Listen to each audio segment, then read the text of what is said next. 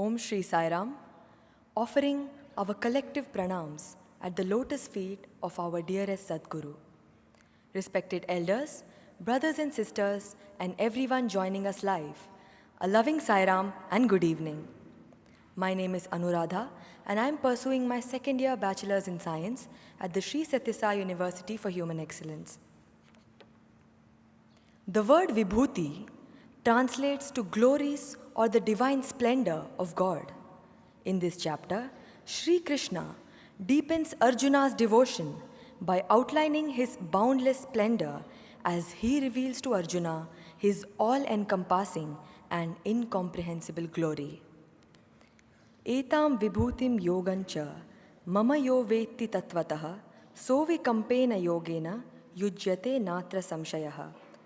Those who know in truth my glories and divine powers become united with me through unwavering bhakti.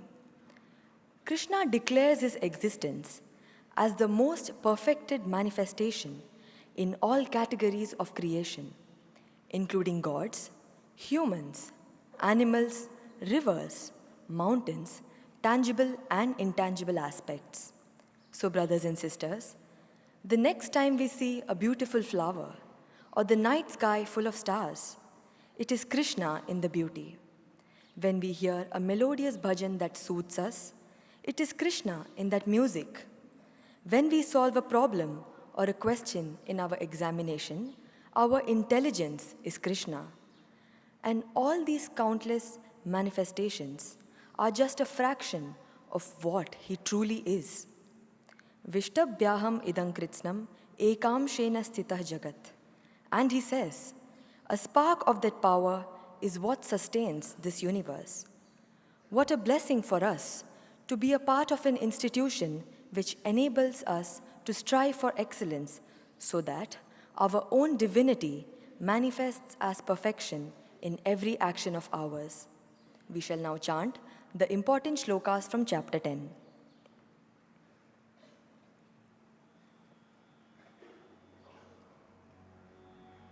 Om Shri Paramatmane Namaha Atha Dashamodhyayaha Vibhuti Yogaha. Shri Bhagavanu Vacha Bhuya eva mahabaho Shrunu me paramam vachaha Yatte ham priyamanaya Vakshyami hita kamyaya. Name vidussuraganaha Prabhavanna maharshayaha Ahamadirhi devanam Maharshinancha sarvashaha. Yoma majamanadincha Vetti loka maheshwaram Asammudha samartyeshu Sarva papaif pramuchyate. Buddhir jnanamasammohaha Kshama satyam damashamaha Sukham dukkham bhavo bhavo Bhayancha bhayamevacha. Ahimsa samata tushtihi Tapodanam yasho yashaha Bhavanti bhava bhutanam Matta eva prithak vidhaha. Maharshayas sapta purve Chatvaro manavastatha Madbhava manasa jata Yeshan loka imaf prajaha. Etam vibhutim yogancha Mama yo vetti tatvataha Sovikampena yogena Yujyate natra samshayaha. Aham sarvasya prabhavo Mattas sarvam pravartate इति मत्वा भजन्ते मां बुधा भावसमन्विताः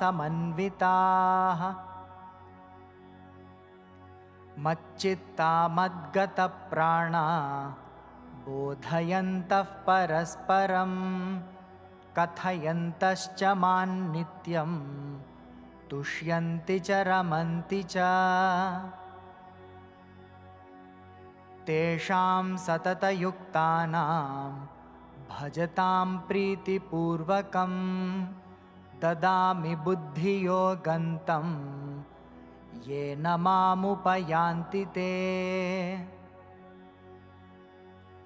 तेषामेवानुकम्पार्थम् अहमज्ञानजन्तमः नाशयाम्यात्मभावस्थो ज्ञानदीपेन भास्वता।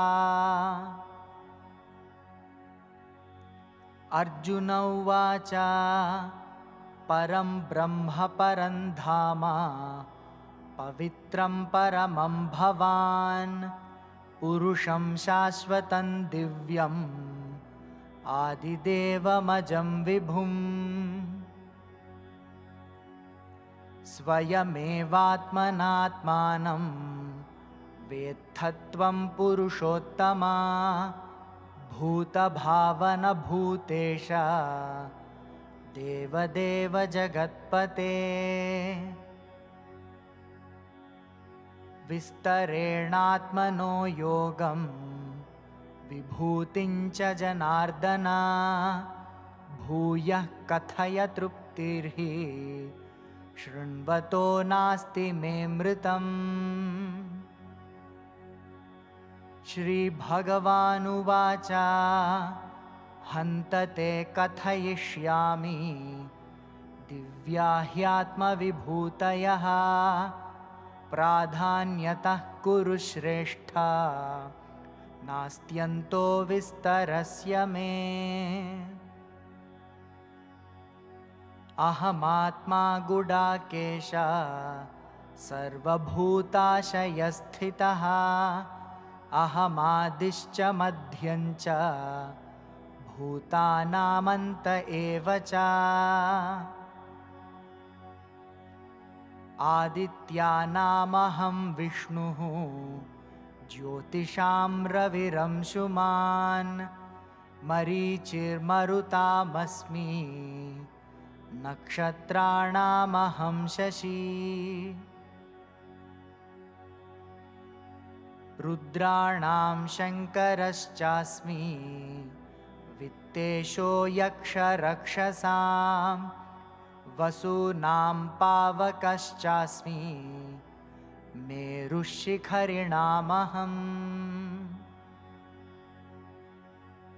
महर्षीणां भृगुरहं गिरामस्म्येकमक्षरं यज्ञानां जपयज्ञोऽस्मि स्थावराणां हिमालयः प्रह्लादश्चास्मि दैत्यानां कालः कलयतामहं मृगाणां च मृगेन्द्रोऽहं वैनतेयश्च पक्षिणां पवनः पवतामस्मि रामः शस्त्रभृतामहं झषाणां मकरश्चास्मि स्रोतसामस्मि जाह्नवी सर्गाणामादिरन्तश्च मध्यं चैवाहमर्जुन अध्यात्मविद्या विद्यानां वादः प्रवदतामहम् मृत्युः सर्वहरश्चाहम् उद्भवश्च भविष्यताम् कीर्तिर्श्रीर्वाक्च नारीणां स्मृतिर्मेधा धृतिः क्षमा वृष्णीनां वासुदेवोऽस्मि पाण्डवानां धनञ्जयः मुनीनामप्यहं व्यासः कवीनामुशना कविः यद्यद्विभूतिमत्सत्त्वं श्रीमदूर्जितमेव वा तत्तदेवावगच्छत्वं मम तेजोंशसम्भवम् अथवा बहुनैतेन किं ज्ञातेन तवार्जुन विष्टभ्याहमिदं कृत्स्नम् एकांशेन स्थितो जगत् ॐ तत्सत् इति श्रीमद्भगवद्गीतासु उपनिषत्सु ब्रह्मविद्यायां योगशास्त्रे श्रीकृष्णार्जुनसंवादे विभूतियोगो नाम 10मोऽध्यायः। श्रीकृष्णार्पणमस्तु।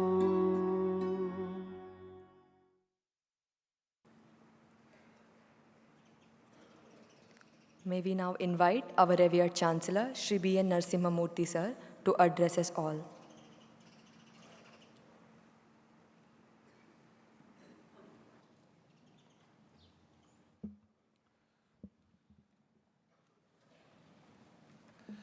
Dearest Swami, brothers and sisters, very dear students, boys and girls.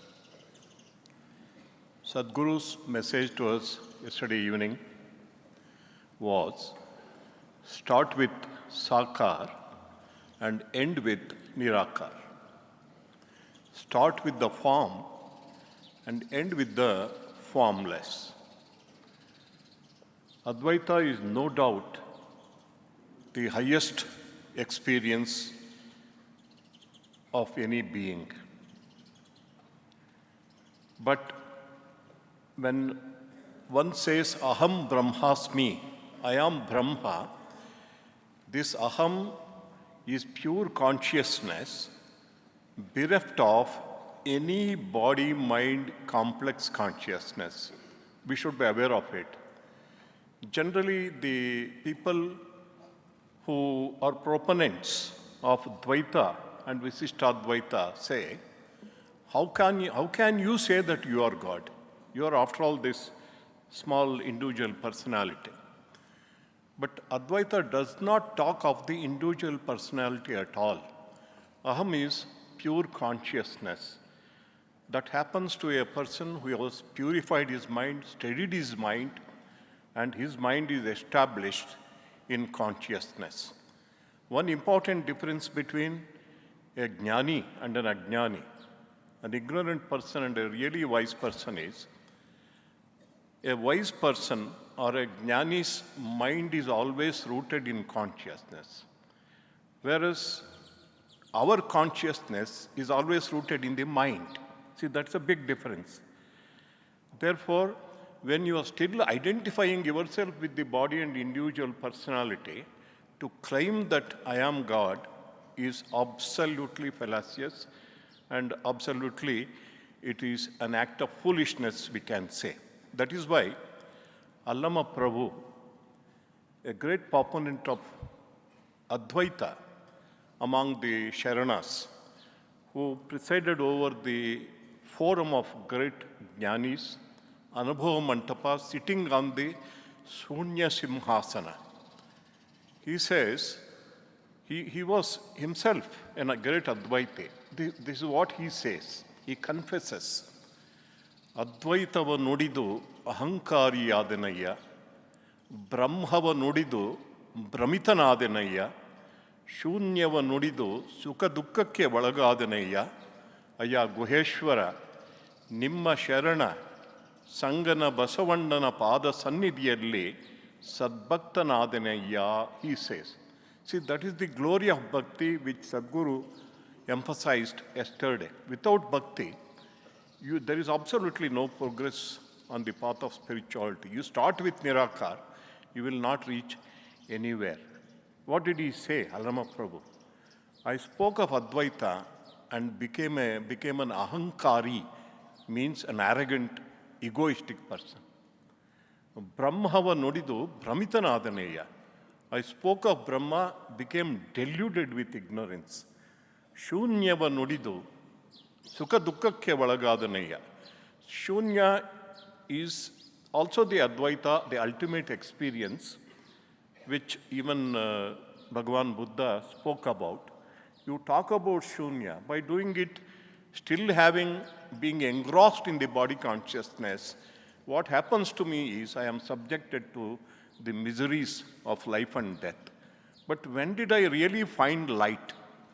O Lord Guheshwara, at the feet of your great devotee Basavanna, I learnt about bhakti, devotion, and then found some light. That is what he says. Therefore, it is not that anybody and everybody can practice Advaita philosophy. We have to start like Hanuman, Deha Bhavena Dasoham. When I think I am the body, I am your servant. Jiva Bhavena Todam Shakaha. When I think I am a spark of divinity, I am a part and parcel of yourself. When I know that I am not the body, I am the mind, I am the Atma, you and I are one. So that is the path for everybody, and that is the glory of bhakti also. That's why Allama Prabhu, another time he says, Veda Vembudu Odina Mat, Shastra Vembudu Santeya Suddhi, Purana Vembudu Pundara Goshti, Tarka Vembudu Tagara Kalaga, Bhakti Embudu Torumba Labha, Guheshwaran Embudu Mirida Ganavu, he says. Don't talk about this Shastra, this book, that scripture, this scripture. What really benefits you is only bhakti. Because God can be won over only by true selfless love. That is what he says. Also, Sadguru very, very succinctly brought out what did Lord Krishna mean when he said, Yoga Kshemam Vahamyaham. In the word itself, there is the meaning. He pointed out, I will look after your Yoga Kshema. Means what? What is yoga? Yoga is you are being trying to identify with God or trying to merge in God. Therefore, it has nothing to do with worldly welfare, wealth, position, pelf. It's nothing to do with it. I will look after your welfare of your yoga. Yoga Kshema means what you have earned by your effort, whatever spiritual gains, whatever spiritual progress you have made, I will protect it. That is the assurance given, not about anything connected with the wealth, worldly wealth or position or authority or the style of life. So that's you made it very clear. Another very important point that Sadguru made yesterday was in answer to a question, what will happen to animals? Will they also get moksha? That was the question which was asked. And what a great assurance, what a great hope, what a zenith of optimism to say every animal will get human birth and every human being one day will identify himself with the divine. See, this is the hope of Sanatana Dharma. When Sadguru said that, I remembered a little episode from the book Lost Temptation, written by Nikos Kazantzakis, the Greek writer, about life of Jesus Christ. It seems, on the last day of judgment, Lord was sitting in the center. On his left side were all the sinners, and a big number of them. On the right side were all the people, merited people, good people who were sitting. And opposite the good people, there was the gate of heaven. Opposite the sinners, there was the gate of hell. And the gate of hell was very large and not protected, probably protected from inside because somebody from inside will come out. Nobody from inside could come out. And this was well protected. And the sinners were all weeping and wailing. Lord, forgive us. Give us one more chance. Please. Pardon us. That's what they were crying. And all the good people were very confident that they're going to heaven. The Lord smiled at both of them and first told the good people, you go into heaven. There was a huge rush, everybody entered the heaven. And then the cries of the sinners reached its climax. Everybody was crying out, Lord, forgive us. Then what did the Lord do? He said, my dear children, this is all a drama. You also go into heaven. So there is no permanent hell for anybody. There is nobody is condemned into permanent hell because God is not a judge. First of all, He is not a judge. He is our mother. Sometimes little children soil their clothes. Will they go to mother, looking at mother as a judge who will give punishment? You go to mother because she still loves you because, after all, I am a child. It is my nature to soil my clothes. It's also my nature to soil my body-mind complex. Therefore, God is so compassionate, and what an assurance that in the Rajavidya Rajagukya Yoga, Lord gives. Apichet suduracharo bhajate mam ananyabak sadureva samantavyaha samyag vyavasito hi saha kipram bhavati dharmatma shashvat shantim nigacchati konteya pratijanihi name bhakta pranashyati. Even if you are the worst of the sinner, if you take to chanting of my name with devotion, I will consider you as a sadhu, a good person. You may be the worst of the sinners. So there is salvation for everybody. Every saint has a past and every sinner a future. Nobody is condemned. There is hope for every human being. Only thing is, he needs to develop the humility required to listen to the words of spiritual masters like Sadguru and practice and follow them. Everybody will be redeemed. With these words, I conclude and pray to Sadguru for his enlightening discourse on Vibhuti Yoga and also to answer our questions. Thank you very much.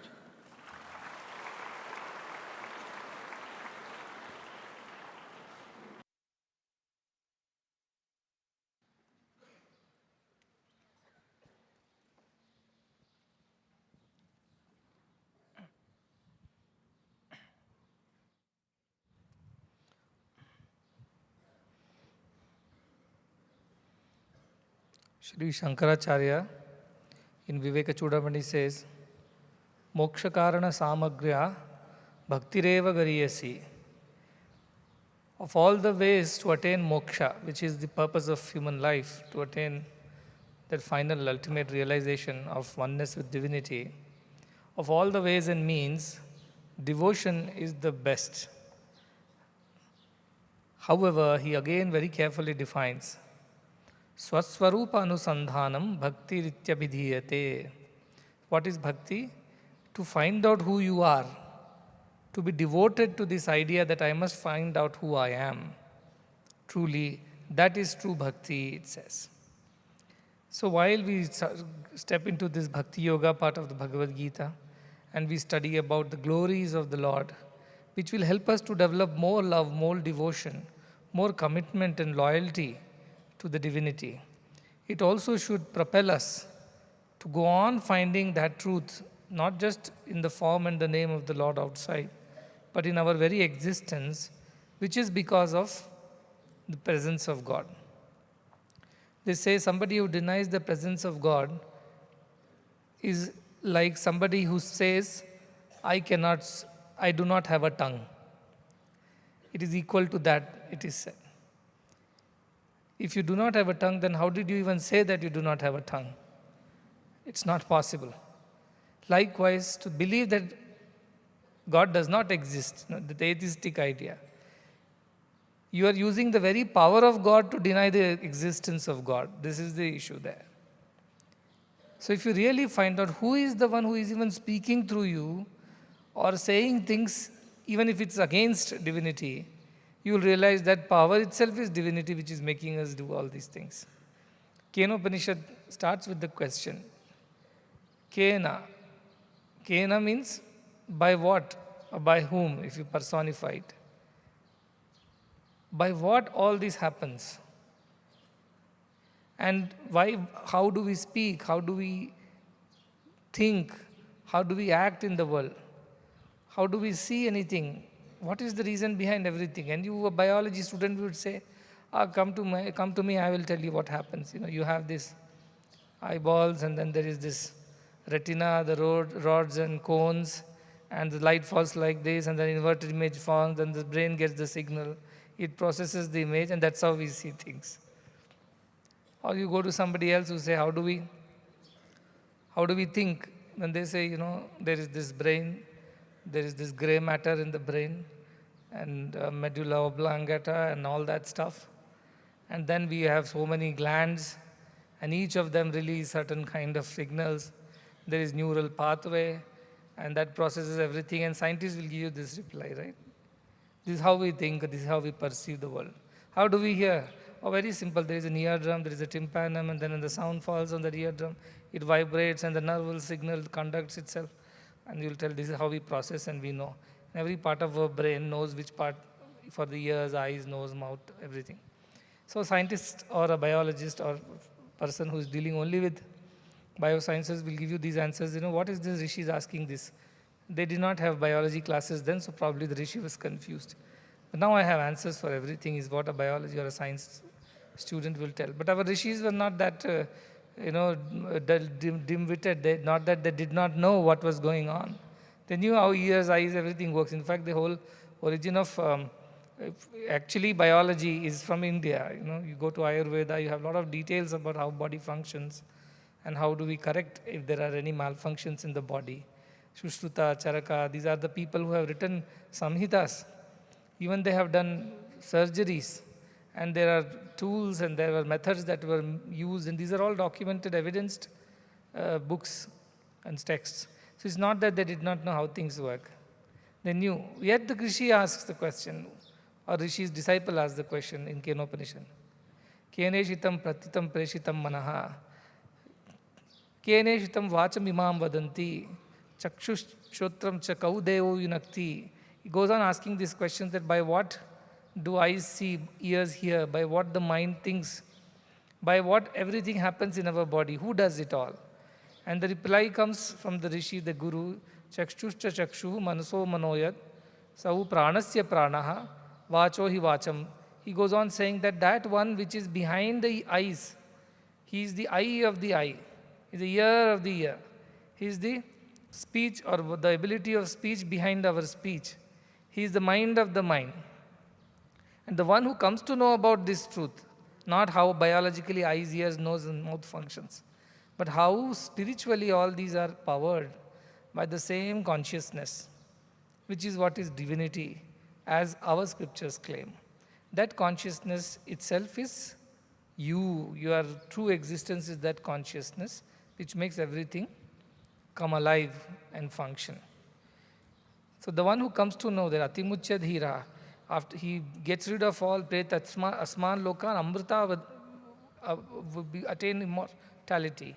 The one who realizes this truth while in the body, after you are dead and gone, when you go to the other loka, you look back at earth and say, oh, this was the truth that was I being taught, but my biology teacher taught me something else. And I developed this idea that I know better. But then you go to another loka and then you realize that no, what was being said in the Upanishad is true.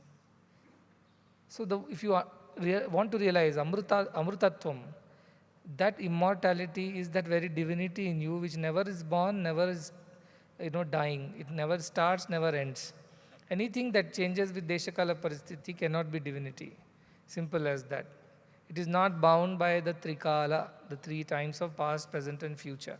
Anything that exists all through, that alone is divinity. Everything else is Jagat, which comes and goes. So the substratum, the foundation on which everything else works is that divinity, and that is what Sri Krishna is trying to explain through Vibhuti Yoga. When he says Vibhuti, Vibhuti means glory of that divinity. And how do you understand that glory? Everything that you experience in your life, this ability to experience every of these things is divinity, is that Krishna. So super consciousness, what we call. If that is not there, you cannot experience anything else in this world. So the very ability is Bhagavan is what Sri Krishna is trying to tell. And therefore in Vibhuti Yoga, as you keep going, You've seen some of the verses where it's very clearly, I am the best among these, best among those, and I know, even in animals and trees and birds and mountains and rivers and kings and rishis, even in demons and gods, he explains which one does he identify himself with. Truth is that he is everything, but his best expression is in these. We are all divine, but some of us express that divinity in totality without obstructing it because of our mind, our individuality, our various vikaras we call it. Because of that, we obstruct the expression of divinity within us. And if we don't obstruct that divinity, it will express itself in its entire splendor. That entire splendor, Urjameva, he says, that splendor or completeness or totality of expression of divinity, wherever it is happening, know it is me, Sri Krishna is telling. The cloud is also formed because of sun only.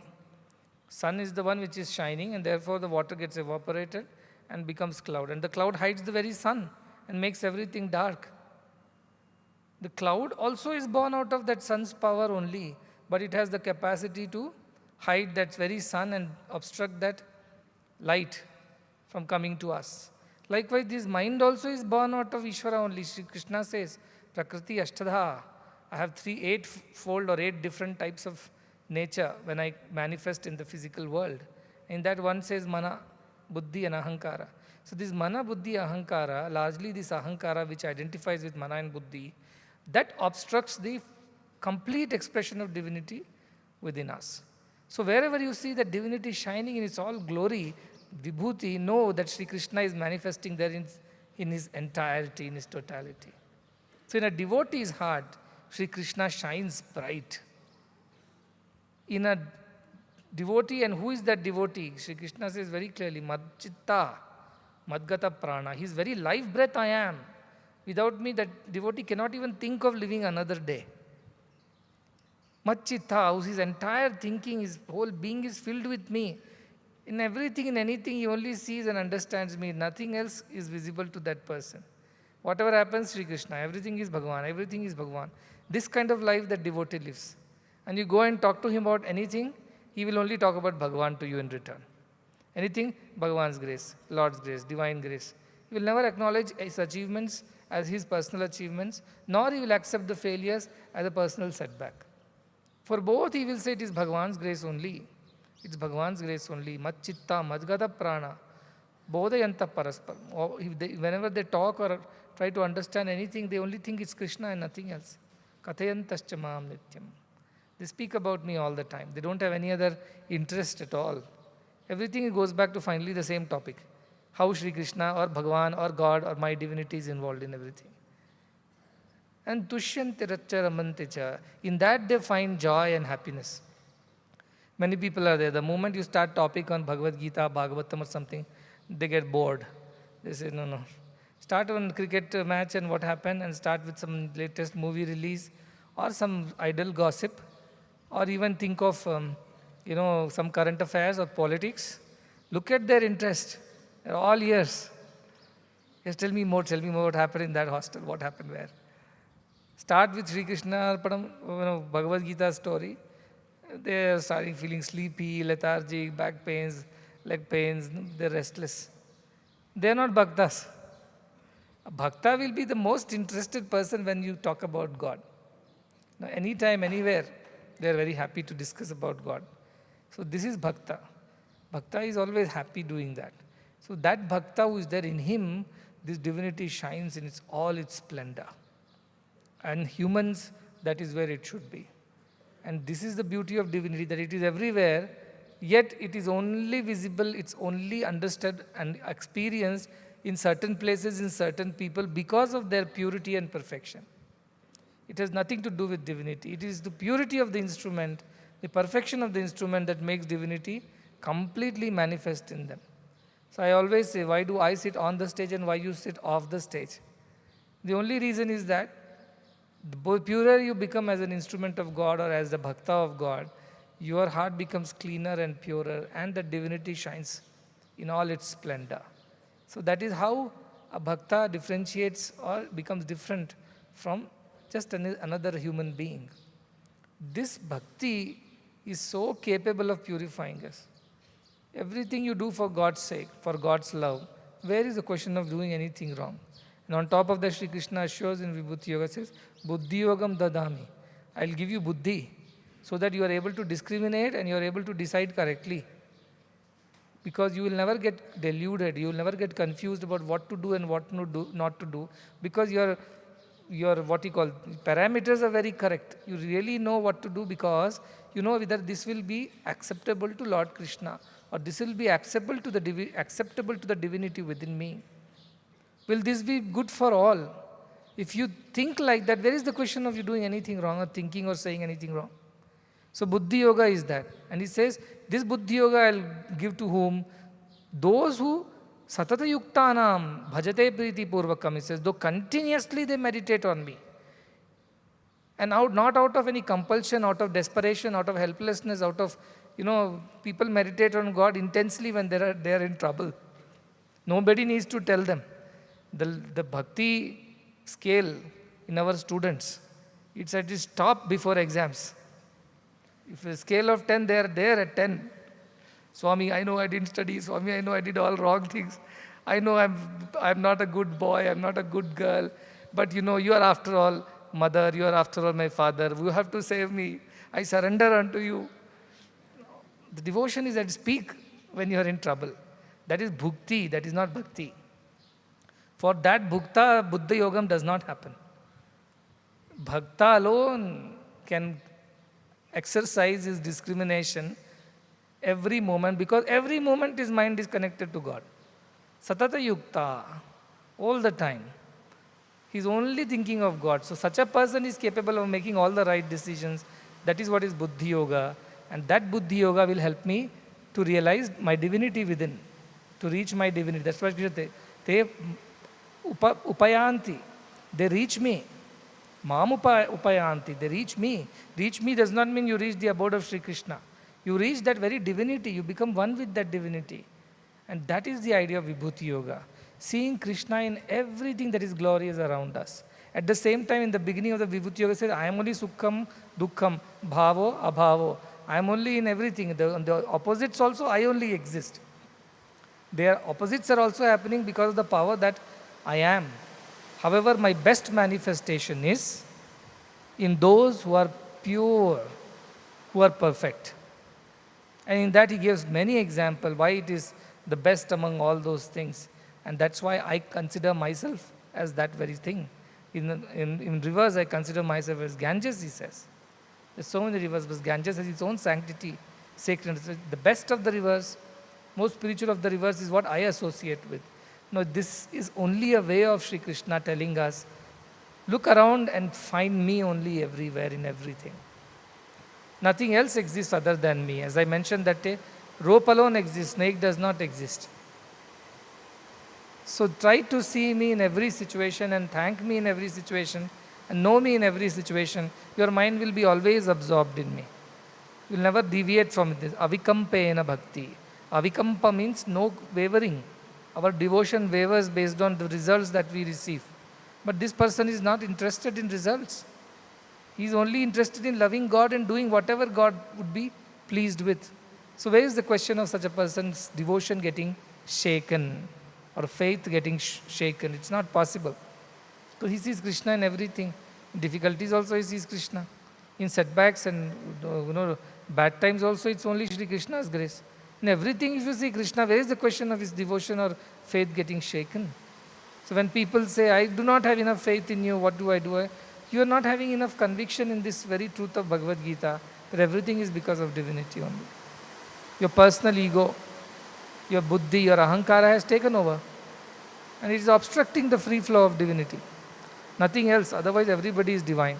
So this is a great assurance from Bhagavad Gita that we are all divine, one. Two, if we put efforts by continuously meditating on this thought and continuously putting efforts to see divinity in everything, you will become one with me, Sri Krishna says. You will become the very pure manifestation of my divinity. And then there is no looking back. Once you realize that, you become that. Once You are transformed into divinity. There is no way you can come and become and behave like a selfish human again. It's not possible. I think you'll have to increase the volume. I can't hear myself because of the rains. Let me tell a joke then. Everybody will hear. It so happened that I think Maharshi Vashishta had come to the Naimisharanya forest, and Janaka was very interested in all spiritual things. Any satsang, anywhere is happening, he will give up all activities and run to the rishi. So he went to the forest, and every day he will go, every day like Bhagavad Gita class, every day one class will be there.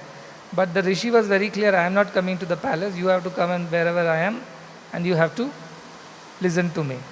So Maharaj Janaka would go every day to attend this, but then he had many other duties too to perform, not like other sannyasis who were free. So Janaka would once in a while get late. Whenever he goes late also, Vashishta won't start his class. He'll simply wait for Maharaj Janaka to arrive. So all his disciples who were there, Alpa Buddhis, those who have selfish buddhis, limited thinking, narrow thinking, they thought, see, Vashishta says he is a jnani and all that, but ultimately he is also partial. Look at how he waits for Janaka to come and start the class. Suppose any one of us had come late, would he have waited for us? No, he is the king, Janaka. Therefore, our Vashishta is extra careful not to displease the king and is partial. So, this was the buddhi of those limited thinking disciples.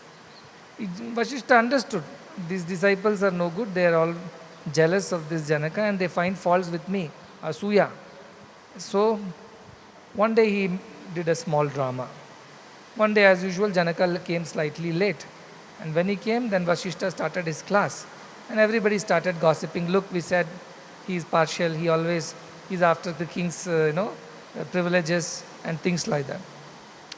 Just then, Vashishta showed to everybody that the whole town had caught fire. From the far away from the forest, they saw the entire Mithalapuri, everything had caught fire. And people were running hither and thither, and everything was in a mess. And looking at that, all these disciples who were there, who had actually not much, what is the possession of an ordinary common man or a sannyasi? Nothing. But to save whatever little belongings were there, they ran towards the fire to douse the fire and save their belongings. Whereas Janaka was sitting steady there without moving.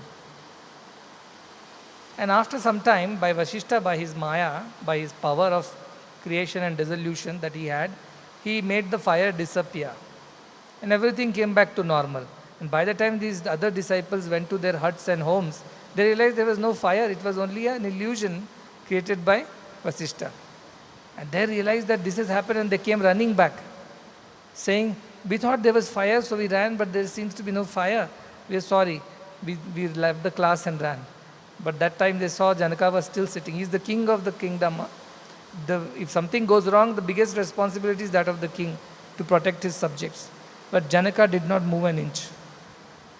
He sat there at the feet of the Guru, saying, I am here to receive wisdom from you. I am surrendered to you. When I surrender to you, all my responsibilities are yours. Yoga Kshema, your business. I am here to learn from you. So I am not going to move from here, come rain or come fire.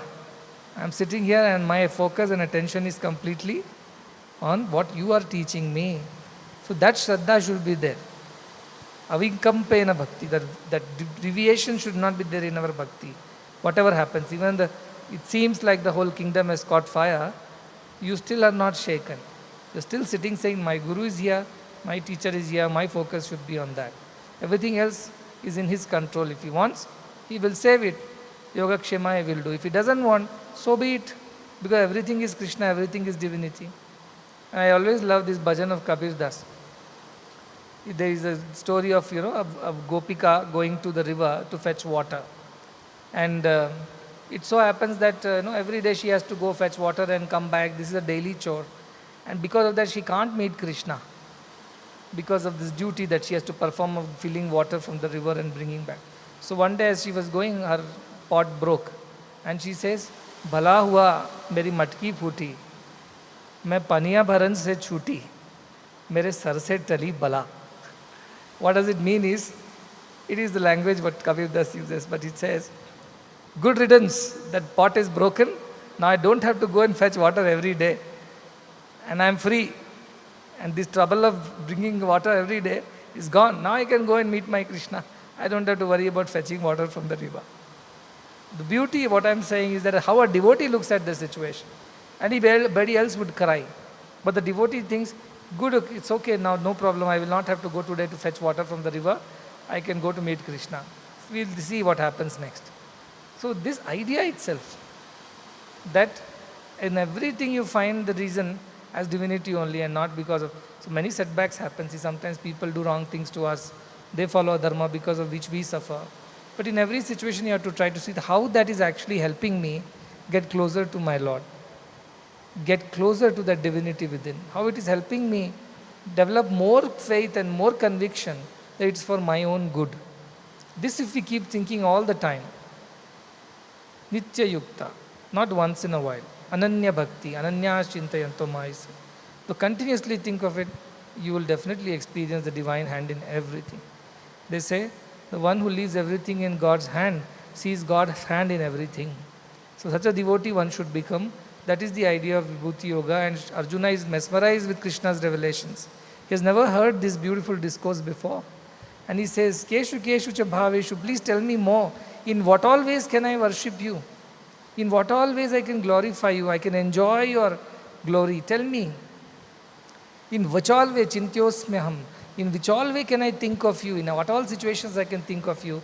And Shri Krishna is telling, look at anything and everything and think of me. Because I am only there. And he says, all this is just a fraction of my glory. Amsha. My entire glory you can't even know. Imagine, even if I think divinity is so huge, his fraction of glory is what he's talking about, this very Martya Loka in which all these things are manifesting. But there are other lokas.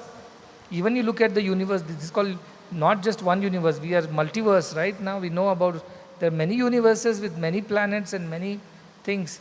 All that is his glory. Earth is just one fraction of his glory. So I sustain all this with just a limited fraction of my glory. If you want to talk about my entire glory, Nantyosti, there is no end to it. Because it is so big and large, you cannot ever find the limits of it. Nevertheless, I am explaining to you pradhanyataha, important ones I am telling you today. You extrapolate it to everything in your life. But look at the vision of a devotee. What I love about bhakti is this, that in everything they'll find, no, it's for my good only. And in everything, it's for my good only. That good, that conviction, it's for my good only is bhakti. That comes only from complete faith in the presence of divinity in everything, in every situation. So try to understand this as the very basis of bhakti. That in everything you find the hand of God and believe firmly that God is doing what is the best for me. And I don't have to find faults, I don't have to complain and cry. Worst, lose faith and devotion. That should not happen to me in any situation. That is the duty of the devotee, to preserve his devotion. And Shri Krishna says, when you win my grace, I will come and light the lamp of wisdom in you. And with that, all the darkness of ignorance will just vanish. So I am waiting for that Krishna to come and light that lamp in my heart, the light of wisdom, in which I will see everything as divine. That prayer you should make to Shri Krishna. Make me worthy of your grace, that you come and find me worthy to give me that wisdom in the light of which I see you and you alone in everything and everyone. This will be the highest, the fulcrum of all devotional achievements, that I see him and him alone, in the sense I see divinity alone in everything. Again, I go back to tell you that while Advaita is a very, very, exhilarating idea, that I can see everything as one, but truth is that how much ever you try, you cannot see. Physically, you cannot experience. Everything is not looking as one. It's not possible. It's only an internal feeling that you feel everything is one. Because you know the truth. Like all the ornaments are made of gold. You know this is gold, so you know all the ornaments are made of gold. That's how all the ornaments are one and not different from each other. Otherwise, everybody has their own differences. So bhakti helps us to do what? Bhakti helps us to develop unshakable faith in a God, whichever God you think is right. That helps you to remain steady, your mind, remember, steady mind is important. Bhakti helps you develop pure mind and steady mind. Pure mind because everything that you do, Nitya Yuktanam, always engaged in remembering that divinity and doing everything according to what would please that divinity and bring that divinity's grace to me. So always I am pure, I will never go wrong, I will never get polluted. So that part is taking care of purity. Whatever I do, my karma yoga becomes purer because of bhakti. Like a tank of water, you add a little alum, it purifies the entire water. Likewise, add bhakti to your karma, karma becomes karma yoga. Add bhakti to jnana, jnana becomes jnana yoga. What is jnana? Everything is divinity. But see with bhakti, then this ahankara business won't come. Advaita can create ahankara, and I have seen a lot of ahankari Advaitins. Even the Totapuri that I was talking about in Ramakrishna's story, quite arrogant. He thought he knew better. But he realized Sri Ramakrishna's simple-hearted devotion to Mother Kali had fetched him many more achievements on the spiritual path than this Totapuri's 40 years of stringent Advaitic bhakti or Advaitic sadhana. So, Advaita should teach us to love forms, not hate any forms, yet be mindful that all these forms are manifestations of the same one Paramatman only. This idea of bhakti is very important for us to learn over here. And for small children, for the beginners, the best path is bhakti. You develop devotion towards a name or a form and start there. Do everything. Yad karoshi, yad ashnasi, yad juhosi, whatever you do for that sake of pleasing that form and name to begin with. And second, as you grow in your understanding and purity, you see that in everything, in everyone. Try to see how that divinity is trying to teach whatever it's trying to teach you through every situation. Pratibodha viditam matam amritatvam hi vindate, says our Upanishad. In every situation, if you see the hand of God, you will realize divinity, you will realize immortality. You will have no complaints whatsoever in your life. Like these complaining sparrows, I don't know what's wrong with them today. They're all fighting. This is what I'm saying, Jantu Nam Narajanma Durlabham. Bhagavad Gita, Sara, Sarita is going on. These sparrows live here. This is their apartment behind me. They live on that lingam. Yet, all the time they're fighting for place with each other. See, I'm scolding them, so they're coming. It's not fight like this. If we also behave like them, then what is the difference between us and them? Narapashus. That should not happen to us. We have the privilege of understanding. This is given only to human beings to understand these concepts. It's not given to animals and birds. Even though Shri Krishna says, I am the best among the animals, I am the lion. But can lion realize divinity? No. I am the best of the birds, I am the very Garuda. Can he realize divinity? No. Among the serpents, I am Vasu. Can I realize divinity? No. Can Himalaya and the mountains realize divinity? No. So the only one can realize divinity is human beings. And he says, amongst all the Vrishnis, the lineage of Vrishnis, I am Vasudeva, I am the best, he says, Sri Krishna here. And amongst the Pandavas, he says, Arjuna, you are the best. This also he says in this Vibhuti Yoga. This is why they are the best teacher and the best student. Ascharya Vakta, Kushla, Anusishta. Both are together. That's why Bhagavad Gita is so glorious and so interesting. That's about Vibhuti Yoga. Try to see the hand of God in everything. He is the notorious one. He fights with everyone. Okay, questions you can ask.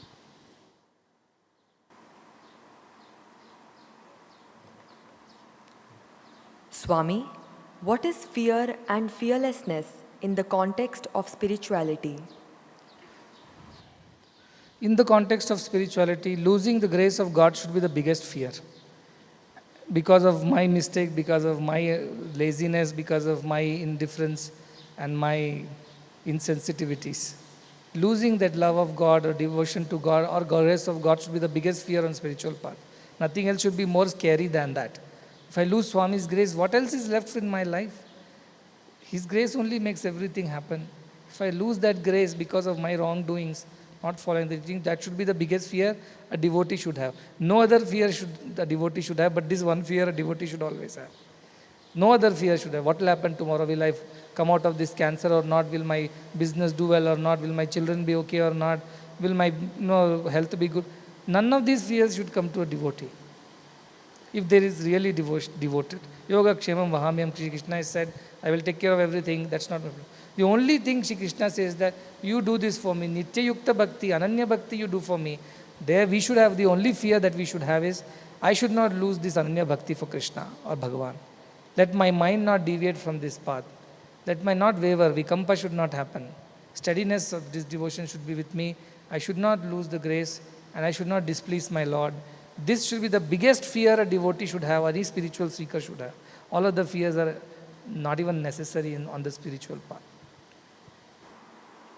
Swami, how does one start on the path of spirituality after having been entangled in the material world for many years and without any knowledge of the Shastras?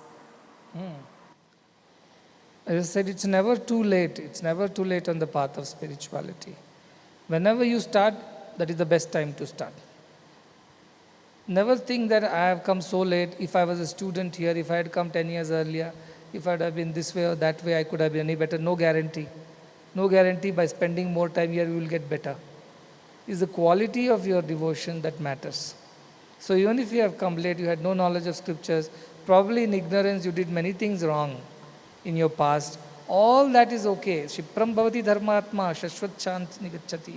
Just now he said. The worst of the sinners, immediately they become saints. Dharmatma. Shashvat shanti nigacchati. Permanent peace comes to them immediately. So it's not the question of how early you started. Yes, it may help. But if you have real sincerity, Shraddha, and I want to realize the divinity, I started late, but I must put all my efforts now, you can perhaps be faster in your spiritual growth than anybody else, because it is proportional to your sincerity. It's not proportional to the time spent over here. It's proportional to the sincere efforts you have put. So if you have put sincere efforts or you are putting now, so be it. And God knows when to bestow that highest wisdom on whom and where, in what situations. So I simply stay surrendered, I keep putting my efforts and I wait for that to happen. So there is nothing called late or early. But still I tell children here, start early, drive slowly, reach safely, because, don't get deviated. That's what Sri Krishna is saying. Don't get deviated. World can distract you from this path. So if you make these concepts very clear in the very early age, it will help you to stay steady throughout your life. It's like some things that you have learned now, calculations or arithmetic or science or languages, sports, communication. These skills, when you learn early, it helps you throughout your life. Likewise, if these spiritual ideas, if you get it firm in your head at an early age, in this impressionable age, it will help you all through your life. That's why I say start early. So that you don't lose your way on as you go on growing in life. You know what matters, how to do it, and how not to deviate. That will help you to stay anchored. That's why I say start early. Otherwise, any time you start on the spiritual path is the best time. Swami, is there a specific age at which one must discover their life's purpose or gunadharma? What should someone do if teachers and parents are unable to help them find their purpose in life? So gunadharma is something that nobody can tell you from outside. They can see the symptoms of it. When you are doing things that is in accordance with your true nature, they'll see that you are joyful, you are effortless, you are happy, and you are always satisfied, and you are perfect in doing what you are doing. You put sincere effort. So from that you figure it out that this must be something that is in alignment with that person's inborn qualities or guna. But as I said, some people may be very naughty by nature.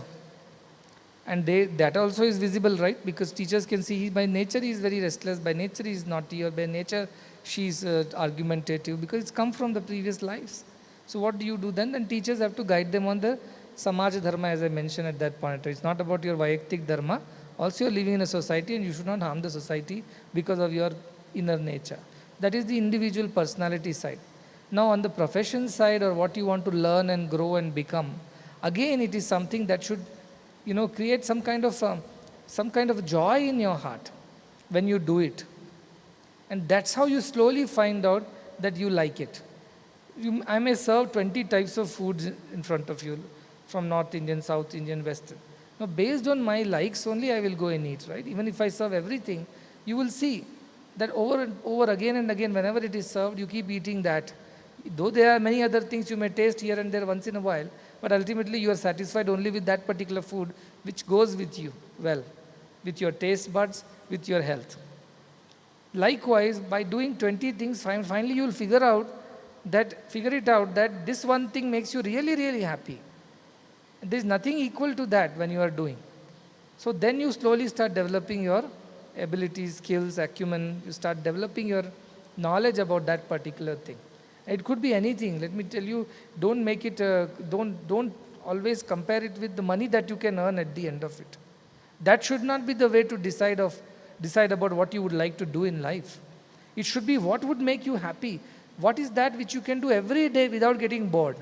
You never feel it is a burden. You never feel it's an effort. You happily do it. And then Monday to Sunday, you can do it over and over again and never feel, exhausted. Physically, you may get exhausted because body can only work so much. But mentally or emotionally, you are never exhausted. You are always happy doing that. And I've seen so many people. I've seen people who are so proud of what they're doing. I know of our devotee, they are into cleaning business. They clean houses, offices, and things like that. At the face of it, it looks like, what is the big skill set in that? How will even somebody think that I should take this up as a profession? But they took it up, and I was talking to him, and how passionately he was explaining to me that how he ended up cleaning a chandelier which was not cleaned for 20 years. And what did he use? How did he do it? And it belonged to a very, very renowned celebrity. So he was all the more telling that the celebrity is so old and can't look after his thing, and this chandelier is very expensive. It's a prized possession, but it's not been looked after. So when he cleaned, and he squeaked clean, it's like pakka clean, as they say, mirror-like clean. And he's so satisfied that he could do this to that 20-year-old chandelier. Some others may think, what a headache warden has called to clean the hostel today. Oh, again I have to start, things like that. They are quite dirty by nature. And they don't like cleanliness, some of them. But there is somebody who enjoys cleaning. Who knew when he was a young boy that this is what is going to make him excited and happy? So I invited them. He said, Muddenahalli requires a lot of cleaning. I do the inside cleaning. The outside cleaning also is required. So he so happily came from US, and set up the protocols and tried to teach everybody. Not everybody here is at that level to understand what he's saying. But I will nevertheless teach them. Slowly, they'll get to know. And so all I'm saying is that something like this can be your Guna Dharma. It could be your passion. And I love it whenever he talks about it. I just enjoy the way he talks. He's so engaged in it. He's so obsessed with it. And he's never bored. He's not going to give up that profession. You may think, what is this, going and cleaning dust? You're a grown-up. No, that's their business. That is their sadhana also. And that makes him a better person, a happier person every day. Businesses go through ups and downs, that's one thing. But you don't lose the spirit, you don't lose the joy of doing it. So you will figure it out. Yesterday I also asked somebody, what is that which clicks in you, which makes your heart flutter, that this is what I love to do? He said, I do not know, I have still to figure it out. Because they're influenced with so many ideas and bombarded with all kinds of things in today's world, which is information overload, as they say. They're totally confused what really makes them happy. But if they take time off and 10 days they stay with themselves and do the same things again and then they'll figure it out under no influence of anybody. They'll figure it out, this is what I love to do. It could be just gardening.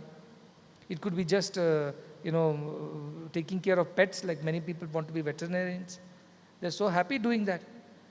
Some people just want to, as I said, cleaning, they're happy doing cleaning. So also there are audio visuals, so there are many things that is your way to contribute to the society which God has sent you for. That's your purpose. And when do you find out? I think whenever you sincerely want to find out, you will find out. When you are insincere about it, you're just whiling away your time, you will not get to know it. But when you really make sincere efforts to find out, you will find out that this is what makes you really happy. So other than khana pina, I told, eating, sleeping, ahara, nidra, bhaya, maitana also makes us happy. But that is animal instincts. Above that, anything else makes you happy, you ask yourself. And then try to find out which one is that, which you can do everybody, nobody needs to tell you. You will do it happily, joyfully, effortlessly. And you will try to attain perfection in that. No, not casually, not dragging your feet there. But you jump in joy when you get to do that. then you know that this is what you are born to do. Swami, several times when we strive to do things perfectly, this perfection leads to stress. Why is this happening and what should we do? I think if you are doing it perfectly to show it off to somebody, then only stress comes. And somebody will judge you. Oh, it's not done very well, it's done only half, not done fully. If you are always cautious about anybody else, then you will definitely feel the stress in it. But I think perfection brings a kind of joy, a satisfaction within. When you do anything perfectly, like this man who cleans perfectly, without an iota of dust anywhere. There is a joy in that. He's not stressed. He's not trying to get a certificate from anybody. He's not trying to get praise or acknowledgement from anybody. He's doing it for his own joy. And that is what makes perfection joyful and not stressful. But when you think you are doing it because you need some kind of acknowledgement, some kind of appreciation, some kind of validation from somebody, including God. God should say, yes, today your bhajan was good. No, that is not the reason. You felt the joy within. Maybe your bhajan was not perfect from technical point of view, but for you it gave joy that day because you gave your utmost to it. That itself is, that joy should be the indicator of whether you have done things perfectly or done things casually. No, that is the only way. Then there is no stress. Perfection should lead you to joy, and the joy should be the motivation to do anything perfectly. Sadguru, you say that with Jagat Hitaya, Atmano Mokshartham is inevitable. Is any additional sadhana required for Atmano Mokshartham, or will Jagat Hitaya take care of it, especially for those of us who are directly serving in this mission? See, Jagat Hitaya, without having faith in God, many NGOs are there. They don't believe in any divinity, spirituality. They don't believe in any higher power or existence of any higher consciousness. They're doing Jagat Hitaya. They're doing very good work in the society. They're also helping people. They're nice people. They're kind people. They're compassionate people. But somewhere deep down, they cannot get rid of that ego identity that I am the doer. And because that I am the doer comes in that kind of Jagat Hitaya, without sadhana, it leads to I am the enjoyer also. And that becomes the reason for one's bondage.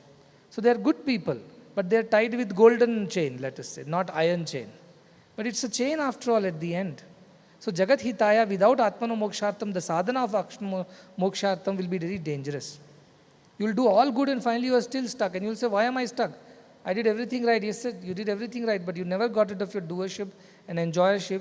And so, while the next person who was egoistic and didn't do any Jagat Hitaya, he is bound by an iron chain, you are bound by a golden chain. That's all is the difference, but you are bound.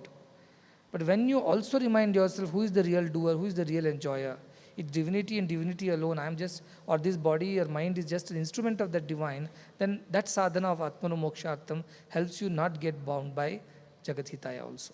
So these two both are important. Many NGOs have asked me this question, is it necessary to believe in God? If you are doing good, good is God, you say. I said, yes, if you are really doing good purely, someday this realization will come that all this good cannot be because of me. This good is because of something higher. You will notice that. You will acknowledge that. If you are really doing good in pure and selfless way, but you will be a delayed, it's a roundabout route. A straight route is that yes, God only is doing everything, God only is enjoying. I am just an instrument. This body is being used by that divinity to do good. Then ego and doership and enjoyerships don't come. That is why it's important to also put efforts on Atmano Mokshartham side, which is to remind yourself, I am divine and divinity alone exists and everything else is an instrumentation of that divine. So instrument cannot take too much of claim about how much Jagat Hitaya the instrument has done. Swami, how do you see artificial intelligence overriding human capabilities? Where do we draw the line? How much ever intelligent it is still artificial. And that's the hope for humanity. It can never become real. It can pick up things from what we have fed into it and analyze faster, process faster, execute faster probably than human capabilities. But at the end it is artificial. It can never sustain forever. Only truth and the reality will sustain. But yes, things will become faster and it's nothing wrong. For example, it's a technology of some kind. This mic is a technology. If I'm able to speak to thousands of you together and all of you can hear me today, or so many of you can watch me around the world, it's because this technology has helped my voice to reach. But without my voice, which is the actual reality, can this technology exist, or can this technology be of any use? No. Likewise, artificial intelligence, while it can do a lot of things faster, like your cars can drive faster or without a driver and things like that. Yet, destination is to be decided by you, right?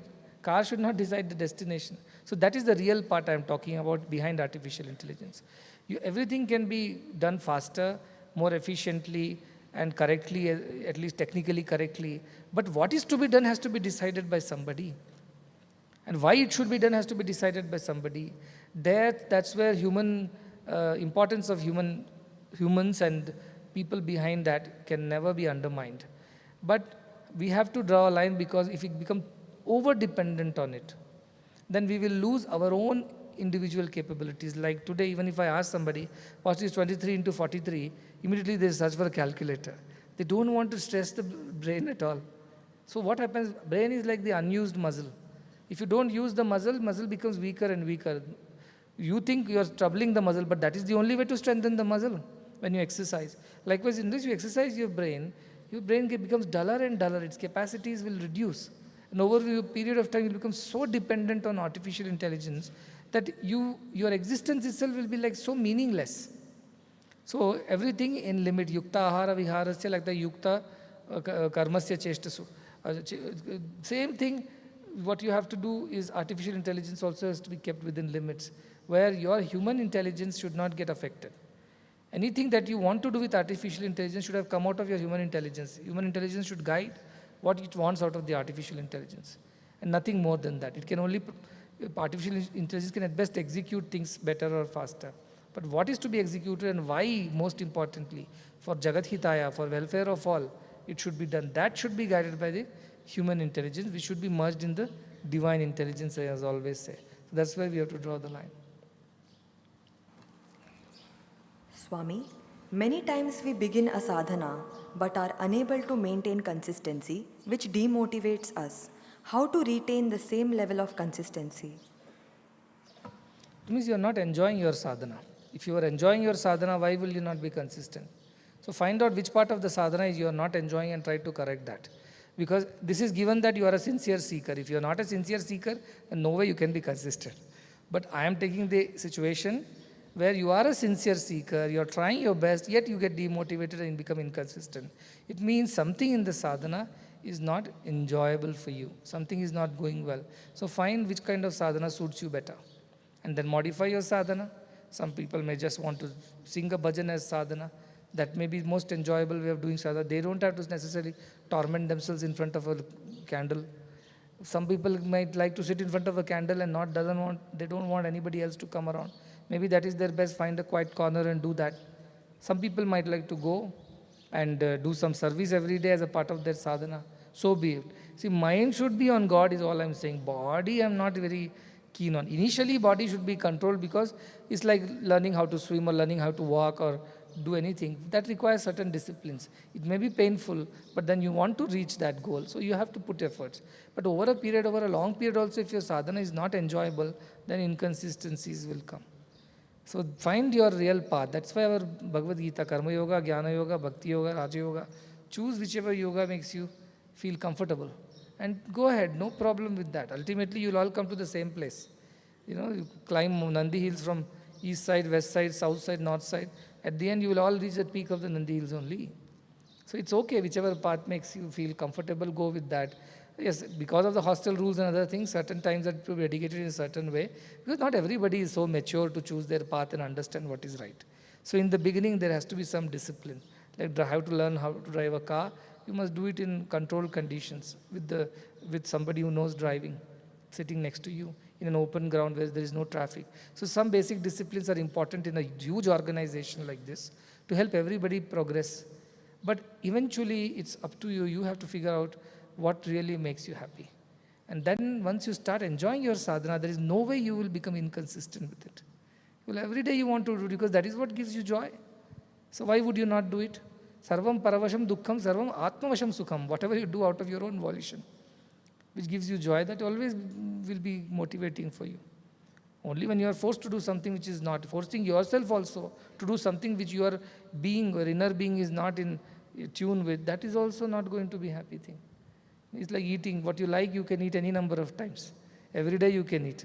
Ask the Tamilians, Tair sadam illame mudiyadu sapad. They all have to have, Tamilians have to have curd rice at the end. Without that, the food doesn't get over. In fact, I went to somebody's house. They served so much food. With great difficulty, I adjusted most of it in my stomach and rest in my lungs. And I said, beyond this is not my capacity. He told, how can you say this? You haven't eaten Tair sadam at all. Without that, I told, where do I put that? So they were feeling it was like, it was a sin. It was incorrigible that you decided to not eat Tair sadam, it means curd rice at the end, and you finished everything. So they'll eat, you give them whatever, you give them pizza, you give them noodles, give them Italian, Chinese. Finally they ask, is there curd rice? Because they love it. And because they love it, they will never get rid of it. What is there after in curd rice, you tell me? Just curd and rice. How tasty can it be? Yet, because you love it, you will eat it. So the idea is that whatever you enjoy doing, in sadhana also you find which part of sadhana or which type of sadhana is really enjoyable for you. You will never become inconsistent then, provided you are a sincere sadhaka. Okay, good. We are progressing slowly but steadily, and this is 10 days now, and halfway through the Bhagavad Gita workshop. And again I will remind you, please go and do some self-audit to find out whether Upanishad is happening to you or not. That's my real reason why we are doing this. Upanishad, especially the Shad Dhatu, which is Himsa, Gati and Avasadhana. Your delusions and ignorance is getting destroyed. Your attachments and egos and all those negativities getting loosened, and you are progressing steadily towards the divinity, towards the truth, which means you are experiencing more peace and joy in your heart. That is the proof of whether you are progressing towards divinity. If all this is happening, then I'm happy. All the efforts are well spent. All the arrangements that have been made to make sure everybody is able to learn this is really fulfilling then.